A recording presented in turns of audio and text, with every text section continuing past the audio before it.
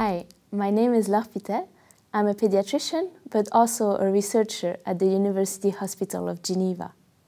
So I did my med school and my specialization in pediatrics here in Geneva, and in parallel, I did a MD PhD in clinical research, focusing on the vaccination of immunocompromised individuals. I then moved to Melbourne to specialize in pediatric infectious diseases, and it's during my postdoc that I discovered the field of the non-specific effects of vaccines. So you all know that vaccines are developed for their specific effect. For example, the measles vaccines protect the vacciné against the measles infection. But in addition to these specific effects, there's evidence to suggest that some vaccines induces non-specific effects.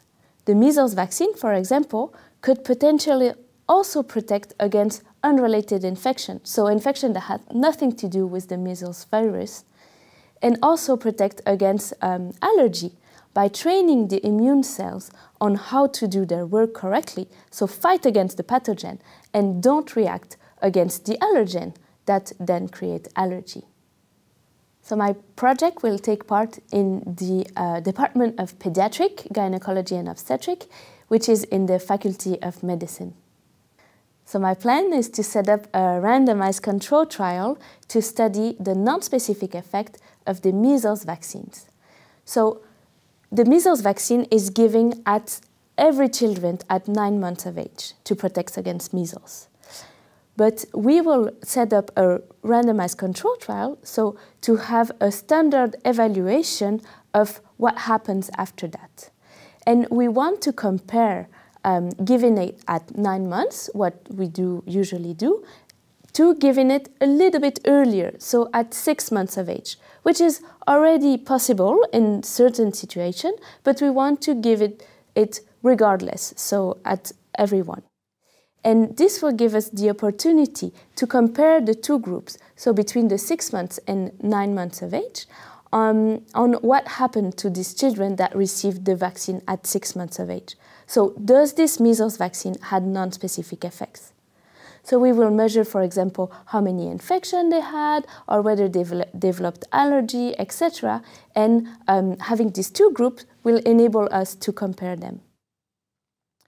We will also take some blood in some children to look in the blood how the immune cells react to pathogen and how they have been trained by this measles vaccine that was given at 6 months of age.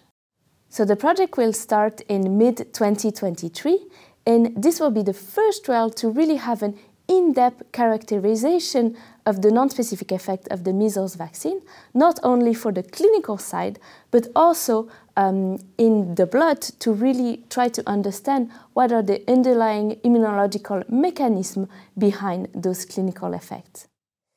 And this project will take part thanks to a really great team with research nurses, with laboratory technicians, and also some postdocs.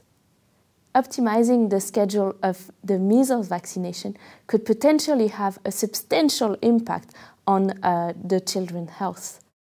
It has been postulated that those simple changes in the vaccination schedule could potentially spare an extra 1 million of deaths per year. I would like to thank the Swiss National Science Foundation for the Ambizione grant, the Fondation Louis Jantet and Fondation Privée des Hugues for the starter grant, as well as the University Hospital of Geneva for the Fonds PRD, Projet de Recherche et Développement. And of course, a big thanks to my amazing team.